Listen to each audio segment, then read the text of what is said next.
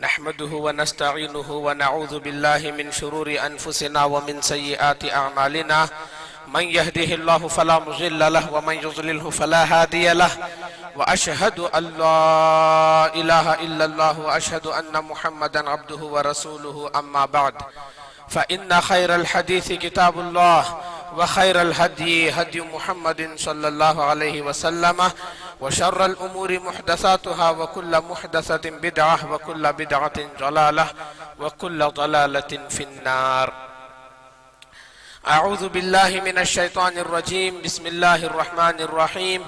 قاف والقرآن المجيد بل عجبوا أن جاءهم منذر منهم فقال الكافرون هذا شيء عجيب أإذا متنا وكنا ترابا ذلك رجع بعيد قد علمنا ما تنقص الأرض منهم وعندنا كتاب حفيظ بل كذبوا بالحق لما جاءهم فهم في أمر مريج أفلم ينظروا إلى السماء فوقهم كيف بنيناها وزيناها وما لها من فروج. وقال الله تعالى يا أيها الذين آمنوا اتقوا الله حق تقاته ولا تموتن إلا وأنتم مسلمون. يا أيها الناس اتقوا ربكم الذي خلقكم من نفس واحدة وخلق منها زوجها وبث منهما رجالا كثيرا ونساء واتقوا الله الذي تساءلون به والأرحام إن الله كان عليكم رقيبا. يا أيها الذين آمنوا اتقوا الله وقولوا قولا سديدا يصلح لكم أعمالكم ويغفر لكم ذنوبكم ومن يطع الله ورسوله فقد فاز فوزا عظيما. وقال الله تعالى وأن المساجد لله فلا تدعوا مع الله أحدا. محترم حاضرین، خواتین اور پیارے بچوں، تمام تعریفوں کے لائق اللہ تعالیٰ ہے جو کائنات کا خالق و مالک ہے. عبادتیں اسی کے لیے بجا اور درست ہیں. سب سے اچھی بات اللہ کی بات قرآن مجید ہے اور سب سے بہتر راستہ محمد رسول اللہ صلی اللہ علیہ وسلم کا راستہ ہے. دین میں نئی چیز بدعت ہے، بدعت گمراہی ہے اور گمراہی کا انجام دوزخ ہے. محترم حاضرین اور خواتین اسلام، آج جس موضوع پر ہم انشاءاللہ کہیں گے اور سنیں گے وہ ہے مساجد کے تعلق سے کچھ باتیں میں آپ کے سامنے رکھوں گا. یہ مساجد اللہ کے نبی صلی اللہ علیہ وسلم کی حدیث بھی ہے، احب البلاد الی اللہ المساجد. شہروں میں سب سے پسندیدہ جگہ اللہ کے پاس مساجد ہے اور شہروں میں سب سے زیادہ ناپسندیدہ جگہیں کون سی ہیں؟ بازار ہیں. کیوں؟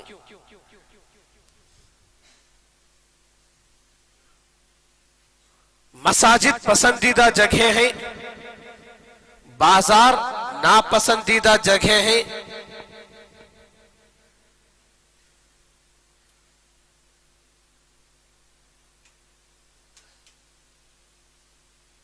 کیوں؟ اس لیے کہ مساجد میں اللہ کا ذکر ہوتا ہے، نماز ہوتی ہے، قرآن کی تلاوت ہوتی ہے، واعظ و نصیحت کے دروس ہوتے ہیں، اعتکاف ہوتا ہے، اذان دی جاتی ہے. اس واسطے یہ چیزیں اللہ کو بہت پسند ہیں. بازار میں کیا ہوتا ہے؟ دنیا کی باتیں ہوتی ہیں، گالیاں بھی ہوتی ہیں، جھوٹ بھی چلتا ہے، لین دین میں جھوٹ چلتا ہے. دینے والا بولتا ہے کہ 2 سال کام آئے گا، ویسی وہ چیز نہیں ہوتی. لینے والا کبھی ادھار رکھے جاتا ہے، کل دے دیں گے، کل نہیں دیتا. الغرض جھوٹ ہی جھوٹ بازار میں. اس واسطے وہ ابغض البلاد ہے، ناپسندیدہ جگہ. مساجد کے تعلق سے بڑی بڑی اہم پیاری باتیں اسلام کے اندر ہیں. مساجد کے بنانے میں بڑا اجر ہے. مساجد کے بنانے میں جو دوڑ دھوپ کرتے ہیں ان کے لیے بڑا اجر ہے. جو مساجد کو ڈھاتے ہیں ان کے لیے بڑا عذاب ہے. بڑی باتیں جو مساجد کے لیے رکاوٹ بنتے ہیں اللہ تعالیٰ دنیا میں بھی عذاب علیم دیتا ہے، آخرت میں بھی عذاب علیم دیتا ہے ان کے لیے۔ الغرض بے شمار باتیں ہیں، لیکن آج کے خطبے میں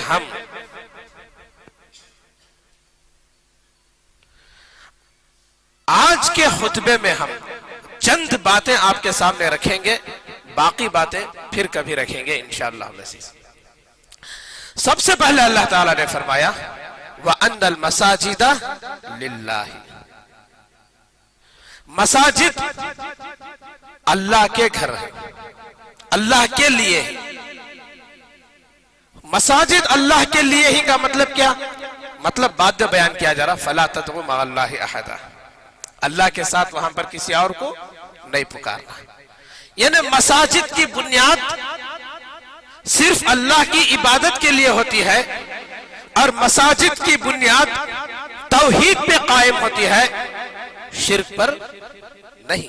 فَلَا تَدْعُوا مَعَ اللَّهِ أَحَدًا، اللہ کے علاوہ کسی کو اس میں نہیں پکارنا، دنیاوی باتیں بھی نہیں کرنا، غیر اللہ کی عبادت بھی نہیں ہونا، دکھاوا اور ریا کی عبادت بھی اس کے اندر نہیں ہونا۔ الغرض پوری کی پوری مسجد خالص اللہ کے لیے ہونا۔ مساجد بنا دیتے ہیں، بنانے کے بعد مساجد کا مقام کیا ہے، مساجد کے مقاصد کیا ہیں؟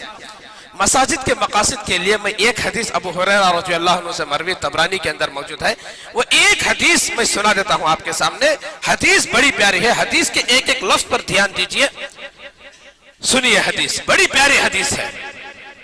عن ابی ہریرہ رضی اللہ عنہ انه مر بسوق المدینة فوقف علیها فقال یا اہل السوق ما اعجزکم قالوا وما ذاك يا ابا هريره رضي الله عنه قال ذاك میراث رسول الله صلى الله عليه وسلم يقسم وانتم ها هنا الا تذهبون فتاخذون نصيبكم منه قالوا ومن اين هو فقال في المسجد فخرجوا سراعا فوقف ابو هريره رضي الله عنه لهم حتى رجعوا فقال لهم ما لكم قالوا يا ابا هريره رضي الله عنه قد اتينا المسجد فدخلنا فيه فلم نرى فيه شيئا يقسم فقال ابو هريره رضي الله عنه وما رأيتم في المسجد احدا قالوا بلى رأينا قوما يصلون وقوما يقرؤون القرآن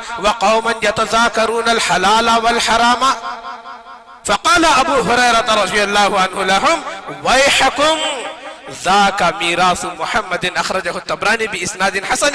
یہ حدیث ایسے ہی طبرانی کے اندر حسن سند کے ساتھ موجود ہے، اور یہ حدیث معنی کے اعتبار سے، ہر اعتبار سے، روحانی اعتبار سے اتنی پیاری حدیث ہے، مجھے اتنی پسند آئی کہ اس حدیث کو میں ایسے ہی یاد کر لیا جیسے قرآن مجید کی کوئی سورت حفظ کی جاتی ہے، اس لیے کہ حدیث بڑی پسند آ گئی۔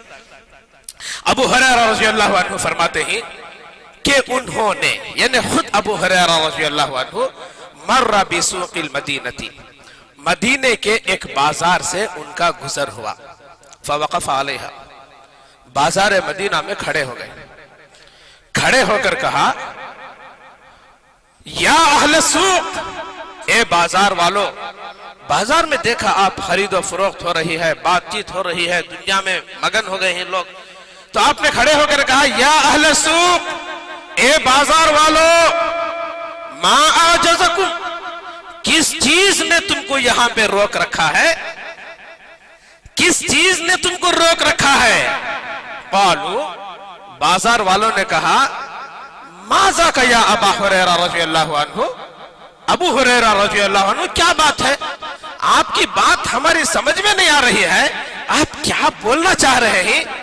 تو ابو ہریرہ رضی اللہ عنہ نے کہا ذاک میراث رسول اللہ صلی اللہ علیہ وسلم یقسم، ارے بے وقوفو، وہاں پر رسول اللہ صلی اللہ علیہ وسلم کی میراث تقسیم ہو رہی ہے، وانتم ہا ہنا، اور تم یہاں تم ہو بازار میں مصروف، کیا تم کو عقل نہیں؟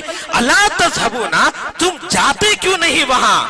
فتأخذون نصیبکم منہ، اپنا حصہ کیوں وصول نہیں کر لیتے؟ اپنا حصہ تم وصول کیوں نہیں کر لیتے؟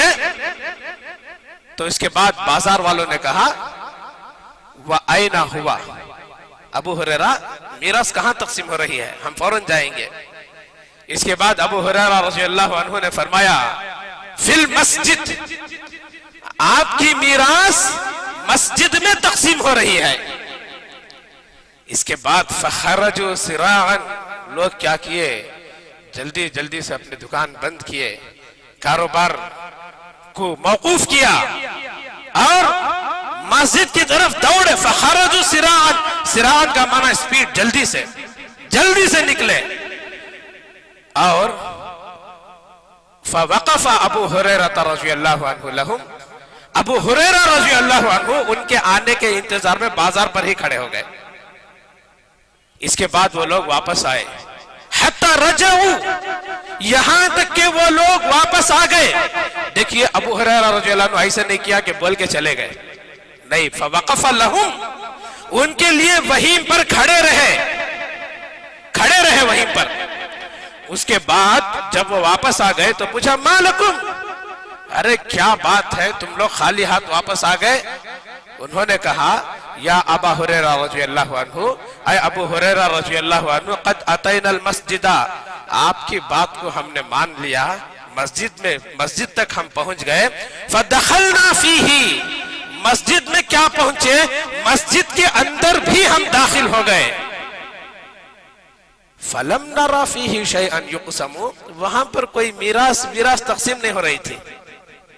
اس کے بعد ابو ہریرہ رضی اللہ عنہ نے کہا وما رأیتم احد فی المسجد احدا، ارے کیا تم مسجد میں کسی کو دیکھے نہیں کیا، مسجد میں کوئی تھا نہیں کیا؟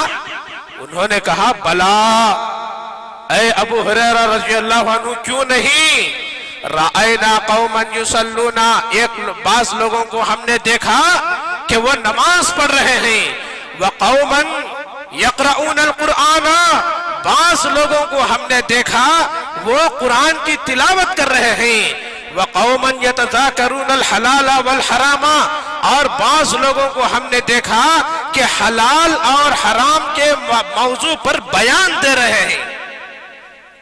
فقال لهم ابو ہریرہ رضی اللہ عنہ، ابو ہریرہ رضی اللہ عنہ نے ان سے کہا ویحکم، افسوس ہے تمہارے اوپر، افسوس ہے تمہارے اوپر، ذاک میراث محمد، ارے وہی تو محمد کی میراث ہے۔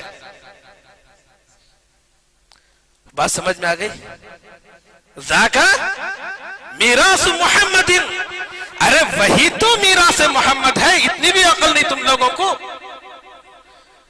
مساجد میں آ کے نماز پڑھنا، مساجد میں آ کے قرآن مجید کی تلاوت کرنا، مساجد میں آ کر حلال و حرام پر یا اسلامی امور پر دروس اور بیانات کو اٹینڈ کرنا، حاضری دینا، یہ سب کیا ہے، یہ میراث محمد کو لے کر جانا ہے۔ یہاں ملتی ہے میراث محمد۔ یہ حدیث کے اندر یہی باتیں، اس حدیث کے اندر یہی باتیں بیان ہوئی ہیں۔ اگر کوئی مسجد کے اندر نماز نہیں پڑھتا ہے، قرآن کی تلاوت نہیں کرتا ہے، دروس و بیانات میں حاضری نہیں دیتا ہے، گویا وہ اللہ کے رسول صلی اللہ علیہ وسلم کی میراث سے محروم ہو رہا ہے۔ اور مساجد کے مقاصد کو بیان کرتے ہوئے طبرانی کے اندر حسن درجے کی روایت ہے، ابن عمر رضی اللہ عنہما سے روایت ہے، لا تتخذوا المساجد طرقا الا لذکر او صلاة، اخرجہ الطبرانی باسناد حسن، کہ عبداللہ ابن عمر رضی اللہ عنہما سے روایت ہے، رسول اللہ صلی اللہ علیہ وسلم نے فرمایا مساجد کو گزرگاہ نہ بناؤ، گزرگاہ نہ بناؤ مساجد کو۔ مساجد اس لیے بنائی جاتی ہیں کہ اس میں اللہ کا ذکر کیا جائے اور اس میں نماز پڑھی جائے، یہ نہیں کہ راستے کے لیے تم کو بنائے ہی۔ جیسے بعض مساجد ایسی ہوتی ہیں دونوں راستوں سے ان کے گیٹ کا تعلق ہوتا ہے، تو لوگ ایسے نہیں کہ اس کو راستہ بنا لیں، جیسے سلفیہ مسجد ہے، اس کے دونوں گیٹ دونوں راستوں کو جڑتے ہی جا کر کہ لوگ نماز کو نہیں آتے، قرآن مجید کی تلاوت کو نہیں آتے، بیانات میں حاضری دینے کے لیے نہیں آتے، صرف اگر گزرگاہ اس کو بنا رہے ہیں شارٹ کٹ کے لیے ادھر سے ادھر جانے کے لیے اللہ کے نبی صلی اللہ علیہ وسلم نے منع کیا، لا تتخذوا المساجد طرقا، مسجد تمہارے لیے راستہ نہیں ہے، یہ گزرگاہ نہیں ہے تمہارے لیے۔ مساجد اس لیے ہیں کہ اللہ کا ذکر کیا جائے اور اس کے اندر اللہ کے لیے نمازیں پڑھی جائیں۔ اور دیکھیے ایک بات یہ ہے کہ مساجد کے تعلق سے جو بھی باتیں ہمیں سننا ہے،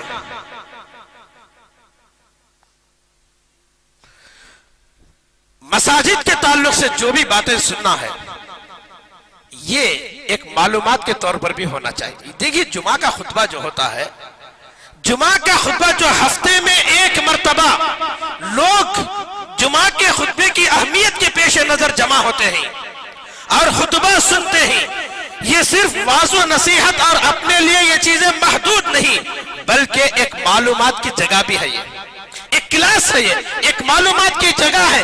اس سے جو معلومات ملتے ہیں وہ ہمارے اندر ہمیشہ پہلے ہی سے ہونا چاہیے۔ دیکھیے ایک بات،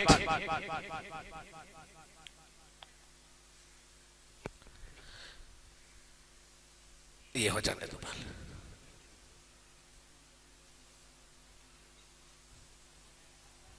نہیں بعض لوگ پورے ادھر دیکھ رہے ہیں۔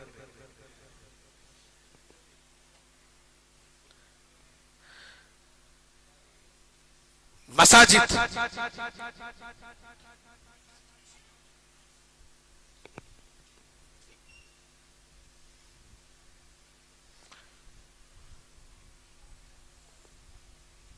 مساجد جو ہوتے ہیں کہاں کہاں تعمیر کی جائے، کہاں کہاں بنائی جائے، تو مسجد کہیں بھی بنا سکتے ہیں، ایک معلوماتی بات ہے۔ یہاں تک کہ اگر کوئی مسجد کے لیے جگہ تلاش کر رہا ہے، مسجد کے لیے کوئی جگہ تلاش کر رہا ہے خریدنے کے لیے، قبرستان سیل میں آ گیا، کافروں کا قبرستان ہی کیوں نہ ہو، سیل میں آ گیا، اگر وہ مسجد کے لیے وہ ماحول محلہ وغیرہ مناسب ہے تو کوئی بات نہیں، وہ کافروں کا قبرستان خرید کر اس کے اندر مسجد بنا سکتے ہیں، اس کو ڈھا کے، اس کو لیول کر کے، اس کو ہموار کر کے مسجد بنا سکتے ہیں۔ اس کی دلیل میں انس بن مالک رضی اللہ عنہ سے ایک روایت ہے، ابن ماجہ کتاب المساجد کی،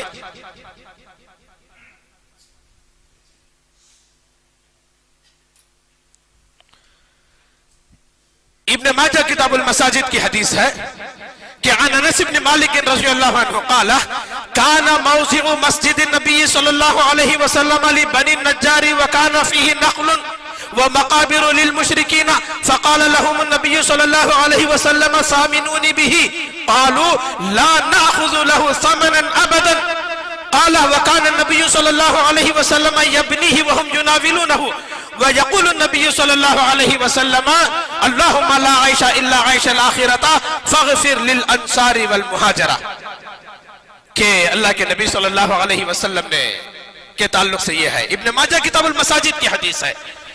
انس بن مالک رضی اللہ عنہ فرماتے ہیں مسجد نبوی آج جہاں ہے، کان موضع مسجد النبی، آج جو مسجد نبوی ہے وہ کیا جگہ تھی؟ موضع لی بنی النجار، وہ بنو النجار کی زمین تھی، نجار ایک قبیلہ تھا، بنو نجار ایک اولاد تھی، ایک قبیلہ تھا، ان کی وہ جگہ تھی۔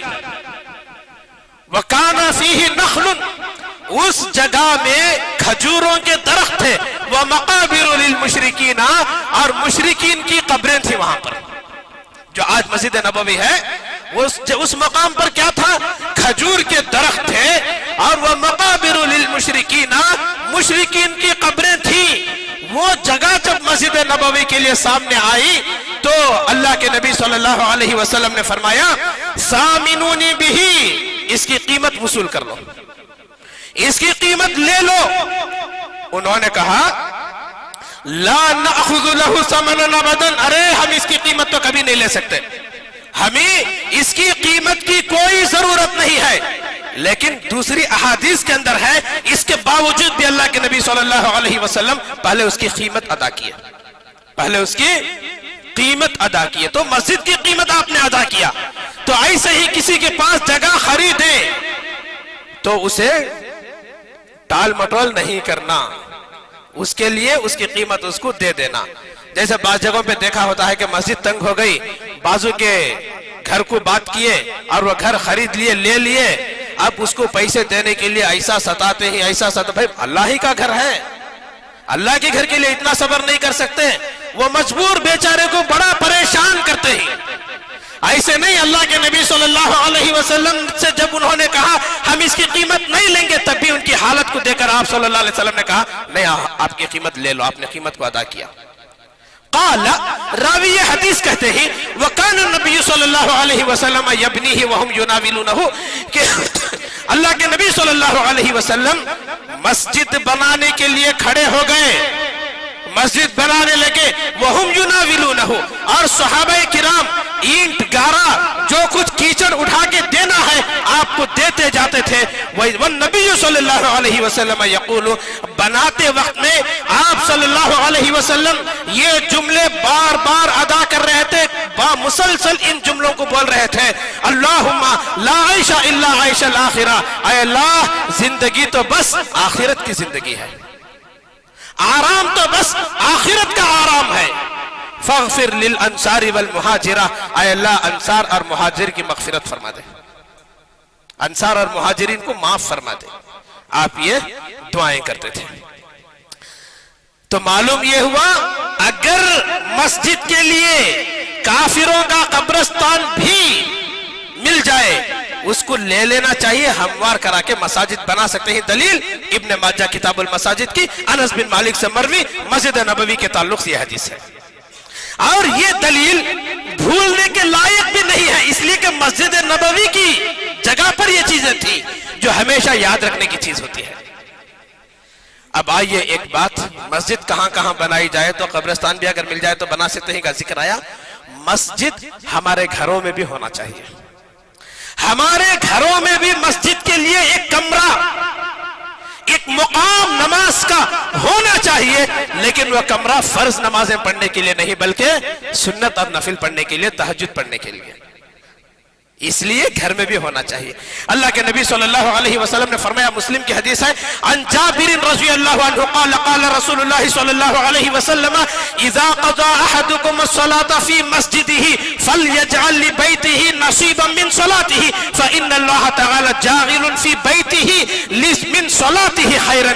اخرجہ مسلم فی کتاب صلاۃ المسافرین, کہ اللہ کے نبی صلی اللہ علیہ وسلم نے فرمایا جب تم میں سے کوئی مسجد میں نماز پڑھے فَلْيَجْعَلْ لِبَيْتِهِ نَصِيبًا مِّن صَلَاتِهِ, تو نماز کا ایک حصہ اپنے گھر میں لے کے آئے, اپنے گھر میں لے کر آئے. فَإِنَّ اللَّهَ تَعَالَى جَاعِلٌ فی بیتہ من صلاتہ خیرا, اس لیے کہ اللہ تعالیٰ اس کی اس نماز کی وجہ سے اس کے گھر میں خیر اتارتا ہے,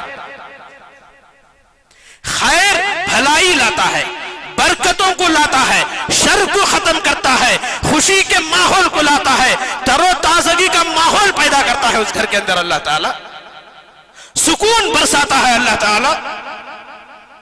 اسی واسطے آپ دیکھیں گے کہ انبیاء کی زندگیاں سکون میں تھی, اگرچہ کہ دنیاوی اعتبار سے پریشانی تھی لیکن روحانی اعتبار سے جو ان کو سکون ملتا تھا وہ شاید دنیا کے کسی بڑے سے بڑے بادشاہ کو بھی مل گیا ہوگا, نہیں ملا ہوگا. سکون تھی ان کی زندگی, سکون تھا ان کی زندگیوں میں. کیوں؟ وہ اللہ کے نیک بندے باقاعدہ اپنے گھروں میں مسجد کا اہتمام کرتے تھے, مسجد نماز کے لیے ایک کمرہ بناتے تھے اور اس کے اندر نماز کا اہتمام کرتے تھے. اللہ تعالیٰ داؤد علیہ السلام کا ذکر قرآن مجید کے اندر کرتا ہے, وَهَلْ أَتَاكَ نَبَأُ الْخَصْمِ إِذْ تَصَوَّرُوا الْمِحْرَابَ, اے لوگو, اے محمد صلی اللہ علیہ وسلم, کیا تمہارے پاس داؤد کی وہ خبر نہیں پہنچی جبکہ دو جھگڑنے والوں نے دیوار پھاند کے ان کے عبادت خانے میں داخل ہو گئے, یعنی ان کے گھر میں آئے, دونوں جھگڑ لیے تھے, دو بھائی کے اندر جھگڑا ہو گیا اور وہ فیصلہ داؤد علیہ السلام کے پاس لا رہے ہیں. وہ فیصلہ جو لائے اس کا ذکر اللہ تعالیٰ نے کیا, وَهَلْ أَتَاكَ نَبَأُ الْخَصْمِ إِذْ تَصَوَّرُوا الْمِحْرَابَ, کیا تم کو داؤد کی خبر نہیں پہنچی جبکہ جھگڑنے والوں نے دیوار پھاند کر ان کے محراب میں داخل ہو گئے, ان کے گھر کے عبادت خانے میں داخل ہو گئے. تو داؤد علیہ السلام کے گھر میں کیا تھا؟ مسجد تھی، عبادت خانہ تھا۔ زکریا علیہ السلام مریم علیہ السلام کی پرورش کر رہے تھے۔ کلما دخل علیہا زکریا المحراب وجد عندها رزقا۔ زکریا جب بھی اپنے گھر کے عبادت خانے میں داخل ہوتے، اپنے گھر کے محراب میں، اپنے گھر کی نماز کے کمرے میں داخل ہوتے، وجد عندها رزقا، وہاں پر مریم کے پاس بے موسم پھل دیکھتے۔ اور یہ محراب جو بناتے تھے، جو گھر کے اندر نماز کا کمرہ بناتے تھے، وہ صرف اس لیے نہیں کہ دکھانے کے لیے بناتے تھے، صرف یوں ہی بنا دیا ایسے نہیں، گھر کی خوبصورتی کے لیے نہیں، اس کے اندر وہ نماز کا اہتمام کرتے تھے۔ زکریا علیہ السلام کے تعلق سے قرآن مجید کے اندر ہے فَنَادَتْهُ الْمَلَائِكَةُ وَهُوَ قَائِمٌ يُصَلِّي فِي الْمِحْرَابِ، فرشتوں نے جب ان کو پکارا باہر کھڑے ہو کر، اس وقت وہ کہاں تھے؟ اپنے گھر کی عبادت خانے میں کھڑے ہو کے نماز پڑھ رہے تھے۔ وَهُوَ قَائِمٌ يُصَلِّي فِي الْمِحْرَابِ، اپنے عبادت خانے میں کھڑے ہو کر وہ نماز پڑھ رہے تھے، اس وقت میں فرشتوں نے پکارا۔ تو گھروں کے اندر ایک کمرہ ایسا ہونا چاہیے کہ وہ مسجد ہو۔ زینب رضی اللہ عنہ کے گھر میں بھی مسجد تھی۔ زید رضی اللہ عنہ سے ان کا نکاح ہوا، بعد میں طلاق ہو گئی۔ اللہ کے نبی صلی اللہ علیہ وسلم نکاح کا پیغام بھیجا، زید رضی اللہ عنہ نکاح کا پیغام لے کر گئے۔ اس وقت وہ کیا کر رہی تھی؟ آٹا گوندھ رہی تھی۔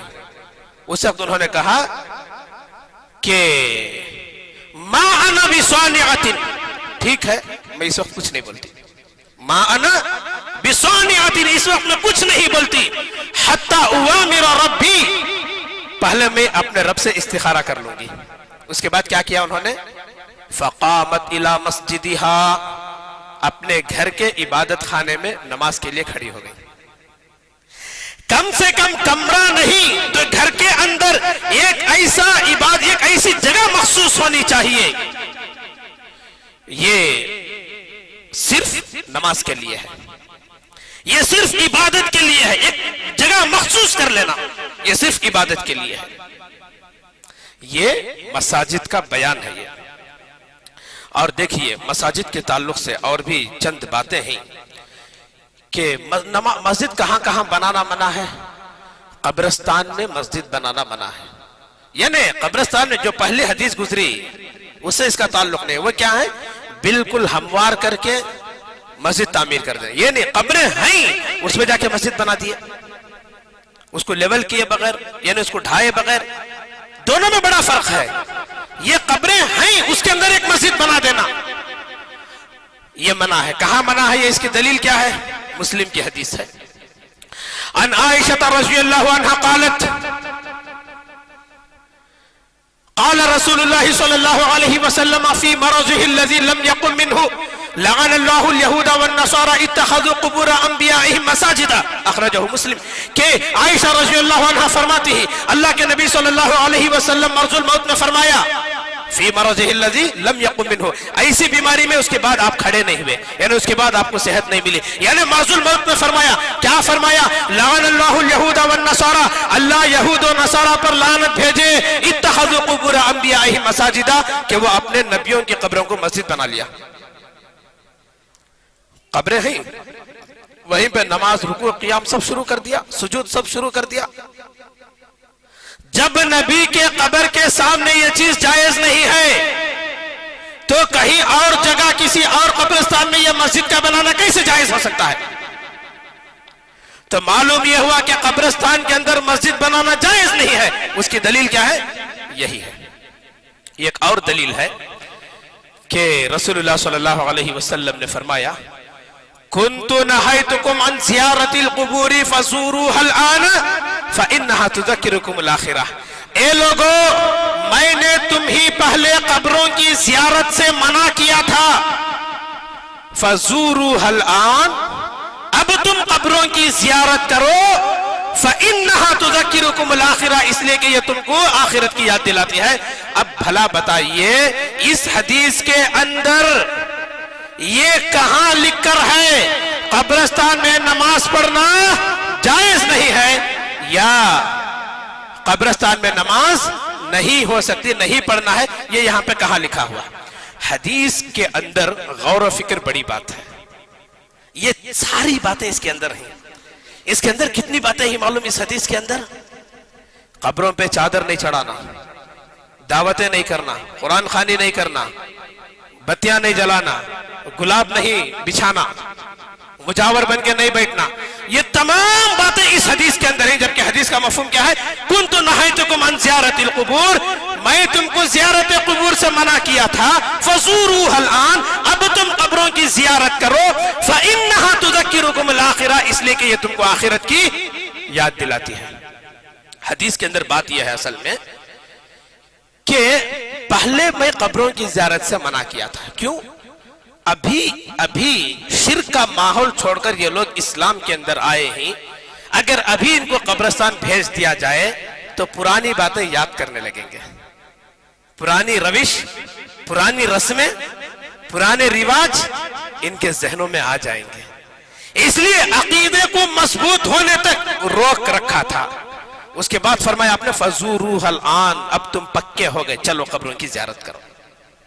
فإنها، اس لیے کہ میں ابھی جتنی باتیں گنایا اس سے پہلے وہ پوری باتیں کہاں ہیں معلوم؟ لفظ فا کے اندر ہے۔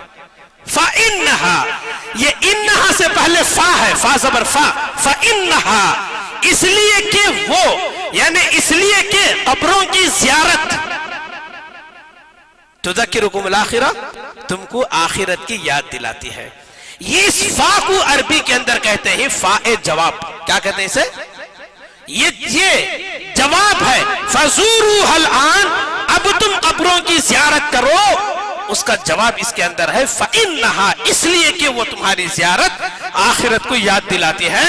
تو یہ فا بتا رہا ہے زیارت قبور کا ایک ہی مقصد ہے، زیارت قبور کا ایک ہی مقصد ہے، وہ آخرت کو یاد کرنا ہے، اور کوئی کام قبرستان میں نہیں ہونا ہے، نماز پڑھنا نہیں ہے، چادر چڑھانا نہیں ہے، پھول بچھانا نہیں ہے، بتیاں جلانا نہیں ہے، قرآن پڑھنا نہیں ہے، قرآن خوانی کرنا نہیں ہے، وہاں پہ دعوتیں کرنا نہیں ہے، وہاں پہ رکوع کرنا نہیں ہے، سجدے کرنا نہیں ہے، اور اسی طریقے سے اور جتنی واہیات قبرستان کے اندر ہوتی ہیں وہ سب منع ہی، صرف ایک ہی مقصد ہے زیارت قبور کا، وہ کیا ہے؟ تذکرکم الآخرہ، آخرت کو یاد کرنے کے لیے جانا۔ یہ ہے فا جواب، فإنها، فا سے یہ تمام باتیں معلوم ہو گئی۔ تو قبرستان میں نماز پڑھنا منع، اور قبرستان میں مسجد بنانا بالکل منع ہے۔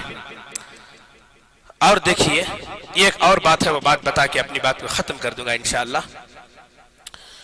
مساجد کو دور سے چل کے آنا، مساجد کے لیے دور سے چل کے آنا، یہ فضیلت کی بات ہے۔ کیسے فضیلت کی بات ہے؟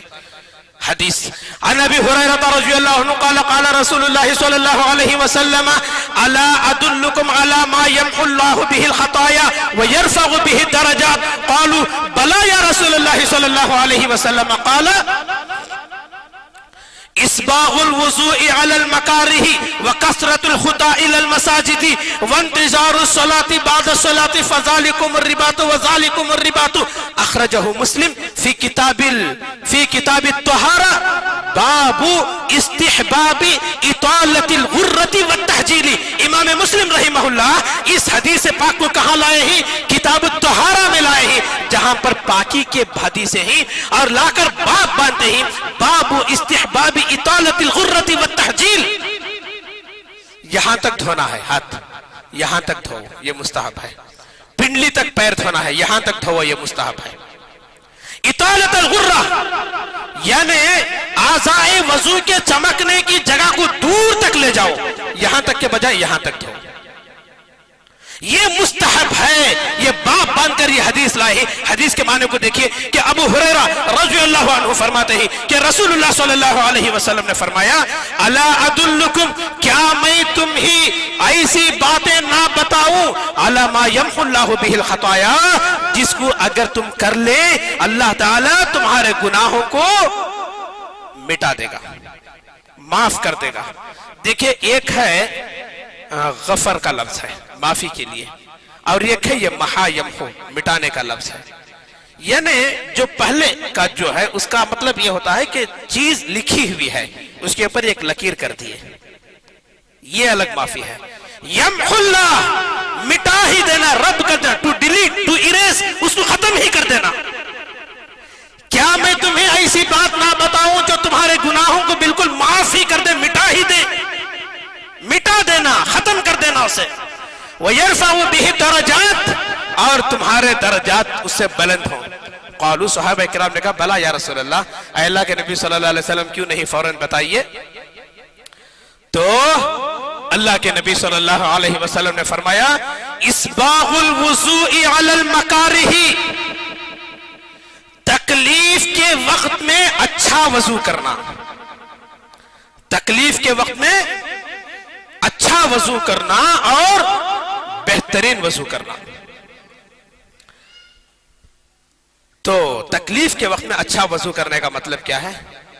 تکلیف کے وقت میں اچھا وضو کرنے کا، سردی ہے، پریشانی ہے، تو ایسے میں بھی وضو کرنا اور اچھا وضو کرنا، یہ کیا ہے؟ یہ اسباغ الوضوء علی المکارہ. اور دوسری چیز وَكَثْرَةُ الْخُطَىٰ إِلَى الْمَسَاجِدِ، دور سے چل کر مساجد کی طرف آنا، قدم زیادہ ہونا، دور دراز سے چل کر مساجد کی طرف آنا. اور تیسری چیز یہ ہے وَانْتِظَارُ الصَّلَاةِ بَعْدَ الصَّلَاةِ، ایک نماز کے بعد دوسری نماز کا انتظار کرنا. تو یہاں پر اس حدیث کے اندر یہ باتیں بیان ہوئی، اور بعد میں اللہ کے نبی صلی اللہ علیہ وسلم نے فرمایا ذالکم الرباط، ذالکم الرباط، یہ سب جہاد فی سبیل اللہ میں پہرا دینے والے کام ہیں، یہ سب جہاد فی سبیل اللہ میں پہرا دینے والے کام ہیں. کیا مطلب ہے اس کا؟ اس کا مطلب یہ ہے کہ رباط کسے کہتے ہیں پہلے وہ سمجھیں. رباط کہتے ہیں جنگی محاذ کو پہرا دینا، میدان جنگ ہے، رات میں بیٹھ کے پہرا دینا. یہ پہرا دینے سے ہوتا یہ ہے کہ دشمن میدان جنگ میں داخل ہو کے نظام درہم برہم نہیں کر سکتا، اس لیے پہرا دیتے ہیں. تو یہ پہرا دینے والی چیز کو یہاں پر کیوں کہا گیا یہ سب جہاد جنگی محاذ پر پہرا دینے والے اعمال ہیں؟ اس لیے کہا گیا کہ جو آدمی ان چیزوں میں لگا رہتا ہے، جو آدمی ان چیزوں میں مصروف رہتا، ان عبادتوں میں لگا رہتا ہے، جیسے تکلیف کے وقت میں وضو کرنا، دور سے چل کے مساجد کی طرف آنا، ایک نماز کے بعد دوسری نماز کا انتظار کرنا، اگر کسی کی زندگی میں یہ عبادتیں آ جائیں تو یہ عبادتیں اس کے لیے پہرا دینے والا کام کرنا شروع کر دیں گے. جس طریقے سے دشمن پہرا دینے کی وجہ سے وہ میدان میں داخل نہیں ہو سکتا، ایسے ہی ان عبادتوں میں مصروف ہونے کی وجہ سے شیطان تمہارے دل میں داخل نہیں ہو سکتا. اس لیے سے کیا کہا گیا؟ ذالکم الرباط، ذالکم الرباط، یہ سب جہاد فی سبیل اللہ جیسے کام ہیں، یہ سب جہاد فی سبیل اللہ جیسے کام ہیں. محترم حاضرین، خطبے کی اس حدیث کے اندر ہمارے سے ایک سہو ہو گیا، ہمارے سے ایک غلطی ہو گئی.